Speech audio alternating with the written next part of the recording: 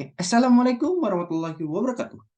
Perkenalkan, nama saya Itiro Rizky Abdul Aziz dengan nomor NIM 205524017 ingin menjelaskan bagaimana cara menganalisis HRV pasien sehat dan arrhythmia untuk memenuhi tugas sistem biomedis.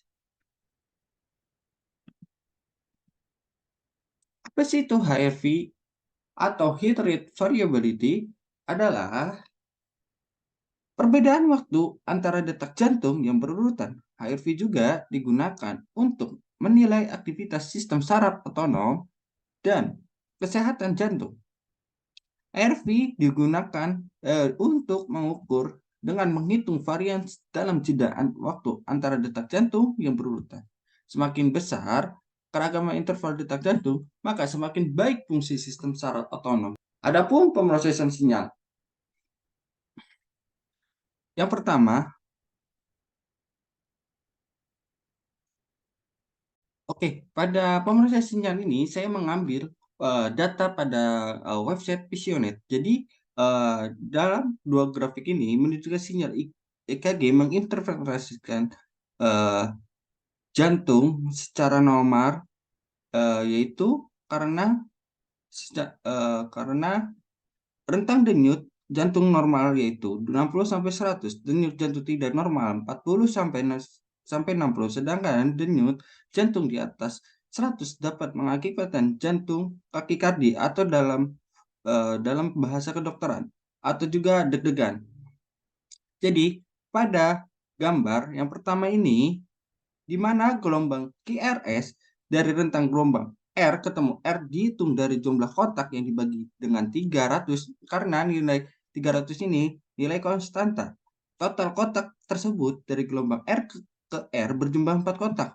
Perhitungan 300 dibagi 4 menjadi 75, yang dimana nilai 75 ini merupakan jantung yang normal. Sedangkan gambar yang kedua ini di mana gelombang TRS dari rentang gelombang R ketemu R dihitung dari jumlah kotak yang dibagi dengan 300 karena nilai konstanta.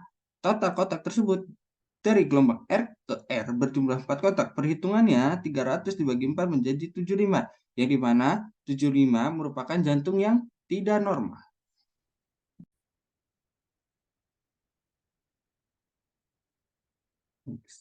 Pada pemrosesan data ini, saya mengambil beberapa sampel data tentang sistem ECG normal dan aritmia dari keluaran hasil program. Yang pertama, irama jantung adalah irama sinus. Ditandai dengan urutan sinyal P yang diikuti oleh sinyal QR dan S. Sinyal P mewakili depolarisasi atrium yang disebabkan oleh listrik dari sinoatrial node. Sementara kompleks QRS mempresentasikan depolarisasi ventricle saat darah dipompa keluar dari jantung. Pada aksis tidak dapat dinilai karena tidak terlihat pada lead 1 dan AVF. Tidak ada bradyarrhythmia karena RR internal normal dan gelombang PQRS berjalan normal. Tidak terdapat iskemia dan infak karena tidak ada ST elevasi atau perubahan elevasi pada segmen ST yang mengindikasikan masalah pada aliran darah ke jantung. Jadi terjadi hipertrofi pada atrium kiri karena adanya gelombang P interval.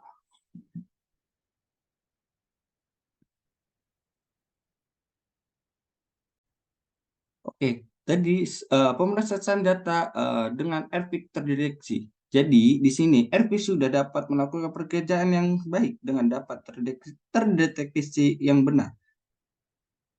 RPIC dapat memiliki pengaruh signifikan terdapat nilai RR interval yang didapatkan. RR interval adalah interval antara dua deteksi RPIC berturut-turut dalam sinyal EKG.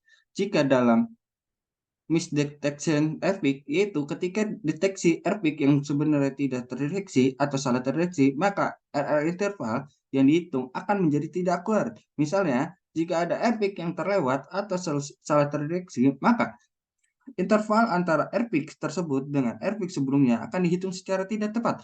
Hal ini dapat mengakibatkan beberapa dampak. Pertama, nilai rata-rata interval, RR interval dapat menjadi tidak representatif dari interval antara deteksi Rpik yang sebenarnya. Ini dapat mempengaruhi analisis berbagai parameter yang bergantung pada area interval seperti frekuensi jantung rata-rata, variabel interval RR, atau analisis lainnya yang berhubungan dengan fungsi kardiovaskular. Kedua, jika ada misdeteksi Rpik secara sistematik, maka misalnya terjadi pada deteksi Rpik pada fase tertentu dari siklus jantung, maka analisis yang bergantung pada pola RR interval tersebut juga akan terpengaruh. Misalnya, penggunaan metode analisis yang bergantung pada deteksi perubahan interval RR dapat menghasilkan kesalahan interpolasi jika ada misdeteksi yang konsisten pada fase tersebut.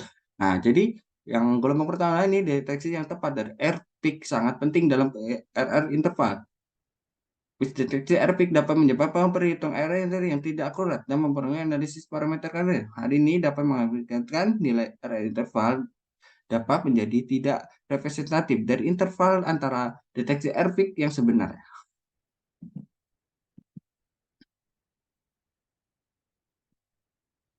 Oke. Analisis grafik pada point care. Analisis grafik point care adalah pendekatan geometris dan linear untuk memahami HRV. Diagram point care adalah representasi spasial dari diagram waktu, di mana setiap elemen diagram waktu memiliki nilai numerik yang sesuai dengan lokasi tertentu di dalam grafik. Teori Takens adalah teori yang pendukung penggunaan ruang secara bertahap. Plot point care di HRV mewakili proporsi interval RS saat ini yang lebih besar dari plot RS sebelumnya. Plot point care di HRV dibangun lebih interval, katakanlah 5 menit. Metode ini dijelaskan dengan menggunakan aturan berikut. Dua interval RR yang berdekatan mewakili titik yang sama pada grafik. Yang interval RR pertama mempresentasikan koordinat X, sedangkan interval RR kedua mempresentasikan koordinat Y. Jadi pada gambar yang pertama, yang normal pasien, yang gambar pertama itu file pasien sehat, yang gambar kedua diagram file pasien tidak sehat. Namun mengevaluasi dan menstandarkan kalorifisis kualitas merupakan tantangan karena merupakan subjek yang sangat sulit. Analisis kuantitas RFV yang ditunjukkan melalui plot point curve dapat disesuaikan agar sesuai elips. Di sini semakin tinggi skor SDN, NN, semakin baik fungsi sistem secara otonom dan semakin sehat jantungnya. RMSSD juga digunakan untuk menilai fungsi sistem secara otonom. Semakin tinggi nilai RMSSD, maka fungsi sistem secara otonom semakin baik dan jantung semakin sehat. NN50 dapat menghitung jumlah pasangan interval detak jantung NN interval yang berdekatan dengan memiliki perbedaan lebih dari 50 milisecond. NN interval adalah interval antara dua detak jantung yang suksesif. NN50 memberikan informasi tentang jumlah perubahan interval detak jantung yang signifikan dalam sesuai suatu periode waktu tertentu. NN50 dapat menghitung persentase NN50 dibagi dengan total jumlah interval detak jantung. NN50 memberikan gambaran proporsi perubahan interval detak jantung yang disignifikan dalam suatu waktu tertentu. Jadi, kesimpulannya, jantung adalah organ otot yang berfungsi sebagai pompa untuk memompa darah ke seluruh tubuh. Ada di tengah dada dan terdiri dari 4 ruang utama, 2 atrium dan 2 ventrikel. EKG merupakan tes pengecekan sinyal jantung menggunakan elektroda yang ditempatkan pada kulit untuk mendeteksi sinyal listrik yang dihasilkan oleh jantung saat berkontraksi dan istirahat. Sinyal-sinyal ini direkam dan bentuk gelombang dan memberikan informasi tentang ritme, ukuran, dan kecepatan produksi info listrik di dalam jantung. Terima kasih. Segitu aja. Mohon maaf apabila kesalahan. Wassalamualaikum warahmatullahi wabarakatuh.